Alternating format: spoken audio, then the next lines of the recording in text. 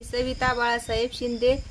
मी गावात जात असताना मुलांनी माझी गाडी अडवली व म्हणले, मॅडम रस्ता कधी करणार आहे, तुम्ही आम्हाला मुख्यमंत्र्याकडे कधी घेऊन जाणार आहे, तुम्ही नुसतं आम्हाला आश्वासनच देतात का दरवेळेस घेऊन जाणार आहे का बरं नेत नाही, आम्ही तुमच्याकडून जर रस्ता होत नसेल तर आम्ही मुख्यमंत्र्याला भेट घालून द्या, आम्ही मुख्यमंत्र्याशी बोलून मुख्यमंत्र्याला रस्ता मागतो।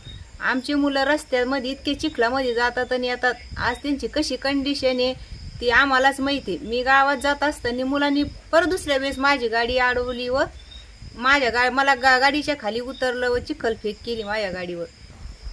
मी रस्त्यासाठी भरपूर पाठपुरावे केले पण शासनाने ते घेतले नाही।